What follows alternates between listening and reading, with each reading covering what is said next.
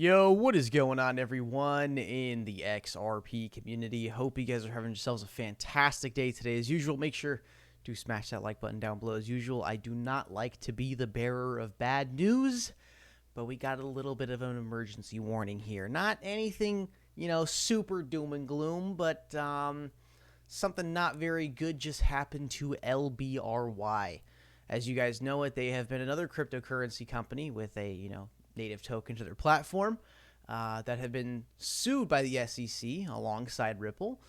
Or not alongside Ripple in the same court case, but you know what I mean? Two lawsuits going on at the same time. And, good old Gary Gensler, just out there protecting investors, man. Just protecting those investors, wiping out a third of their investment value in just the span of a few short minutes. So Gary Gensler, just big shout out to you for doing such a great job protecting the American investor with 30% down in a single day. So check this out here. Lbry, they come out with a tweet today saying, "We lost. Sorry, everyone. We're going to lick our wounds for a little bit, but we're not giving up. We've got a bright team, tens of millions of pieces of content, hundreds of thousands of creators, and one of the most popular Web3 apps in the world. The best is yet to come. The full ruling in the SEC versus Lbry case can be read here. The language used here sets an extraordinarily dangerous precedent that makes every cryptocurrency in the U.S. a security, including Ethereum. Never forget about ETHgate and the ETH Foundation bribery of the SEC, because, that's a real thing these days. These crypto companies lobbying politicians and paying little backdoor bribes and stuff like that. And one thing you can't forget about. I'm going to pull this up on the spot. This just clicked into my head. I need to just prepare for the video. But you type it on Google, North Korea Ethereum. Yeah.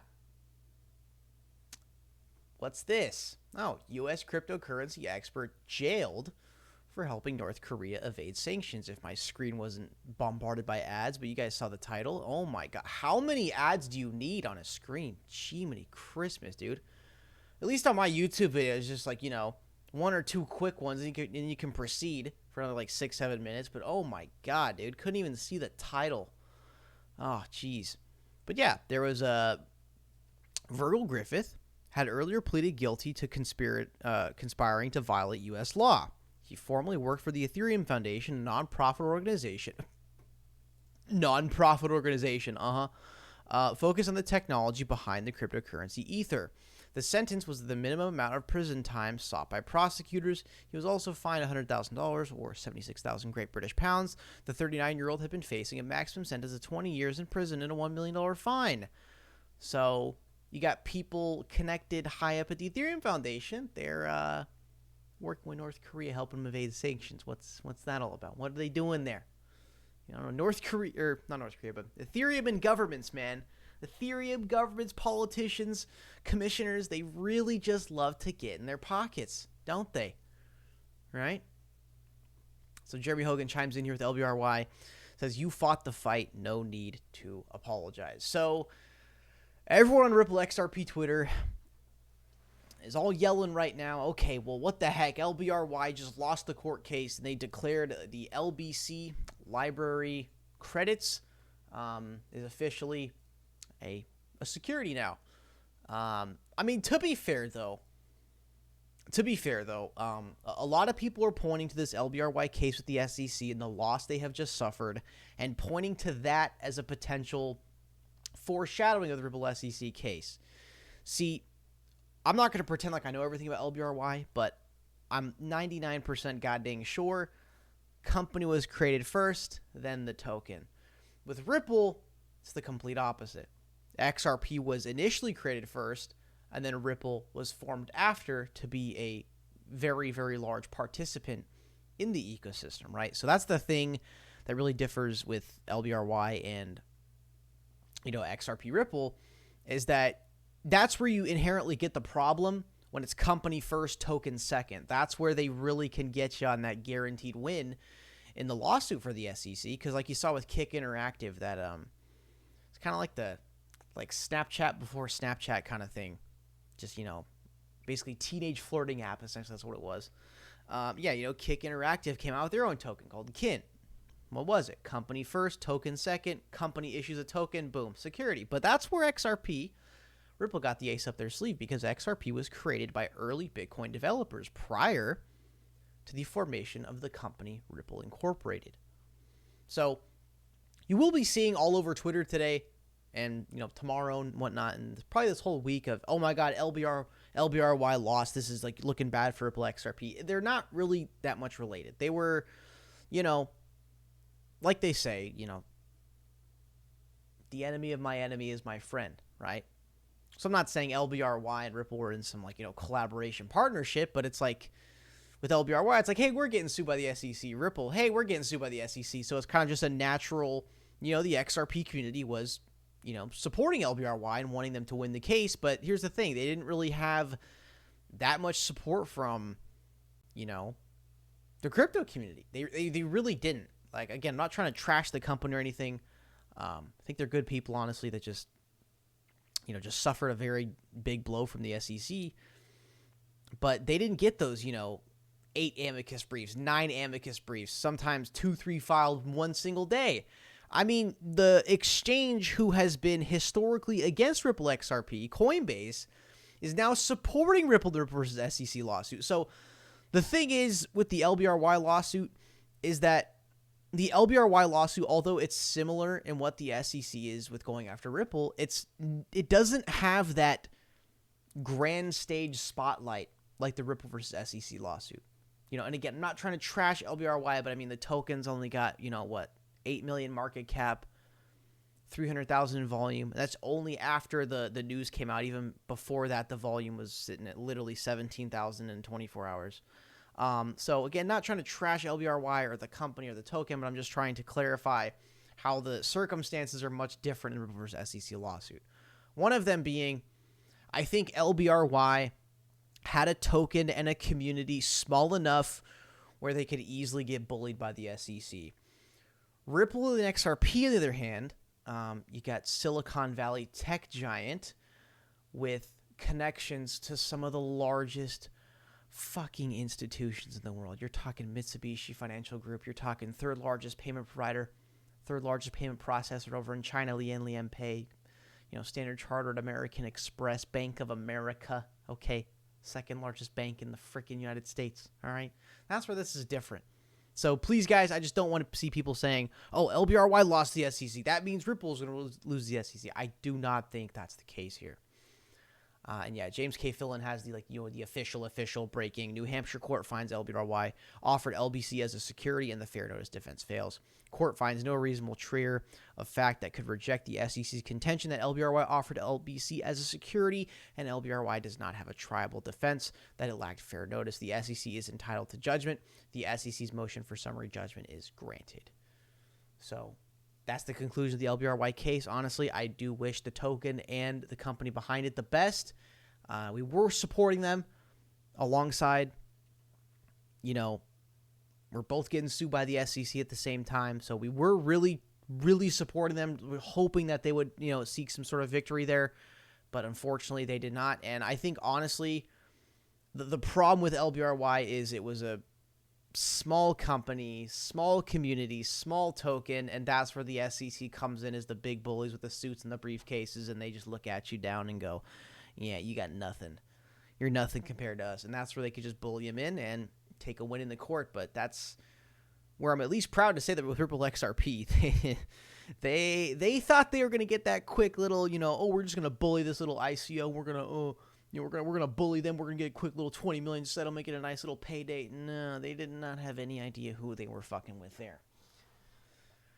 Onwards.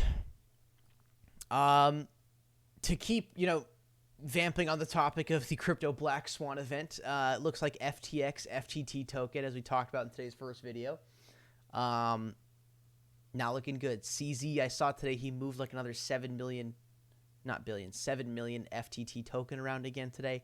And check this out here. This is another Terra, Luna, Celsius, Three Arrows Capital. This is the whole insolvency thing going all over again.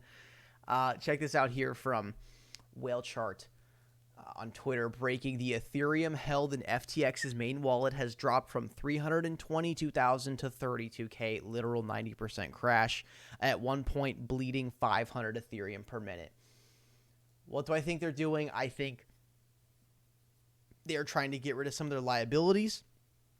Because I read like a thread today in my free time about FTT, and they had just a shit ton of liabilities, which is just holding crypto that's really, in the grand scheme of things, not liquid.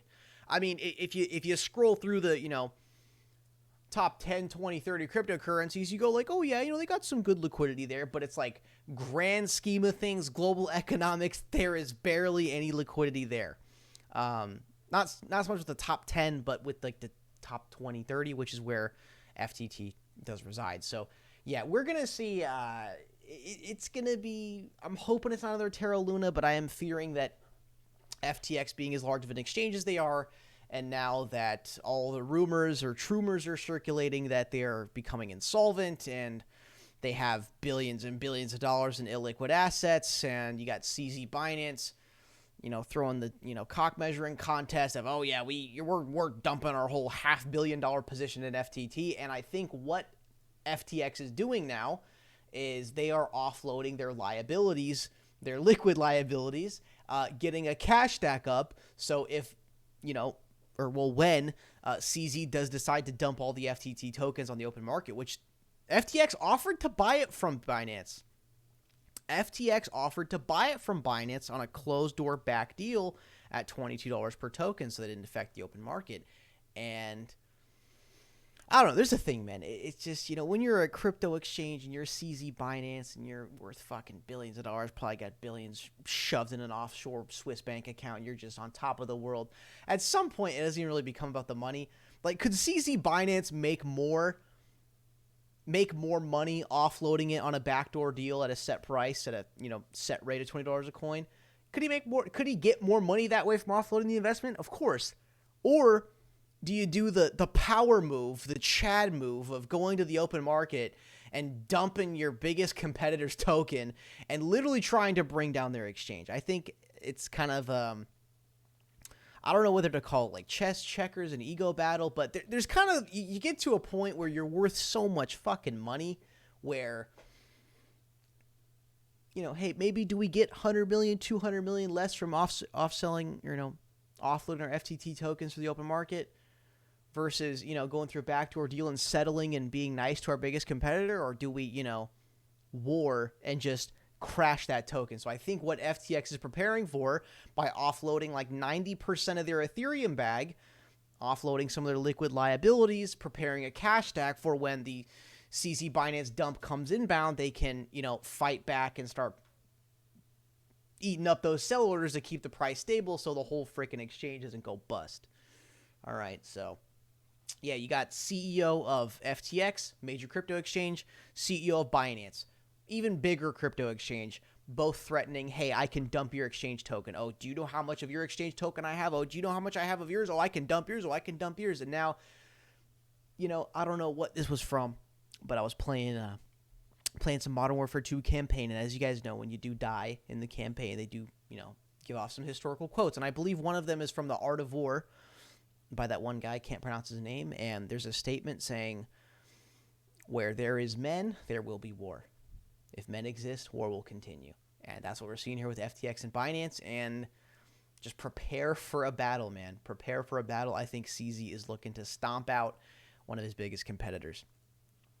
This is a little bit off topic here, but little tinfoil hat out there. The new UK Prime Minister, who the crypto space is actually really loving. When he was first, I don't know what you call it over in United Kingdom, but I guess inaugurated, that's what I would call it. Maybe it's called something else over there, but inaugurated into being the new Prime Minister of the UK. Cryptocurrency markets bounced back green everywhere, absolutely everywhere, when this guy took office, because there's videos from him, 5, 6, 7, 8 months ago of him being super pro CBDC digital currency. And now this guy is in a conference room in Egypt. I don't know where this was. I'm pretty sure this was Egypt. Yeah, Egypt. Yeah. So he just rushed off the conference room by his aides, ahead of his speech in mysterious circumstances. So I don't know, unrelated to XRP, but if you want to kind of play around with the tinfoil, like, oh, maybe he got an XRP alert and he's going to buy XRP. I don't know, but maybe just had to take a shit or something. Anyways, but what I have learned is that when you're like that high level, at that high level of a meeting, like they literally wear like adult diapers so that like they can't have any excuse to leave the meeting or disrupt the meeting, right? But anyways, just do with that information what you will. And guys, that's it for the video today. Do smash like, subscribe down below, and keep an eye on that XRP weekly and monthly chart. And I'll see you guys in the next one.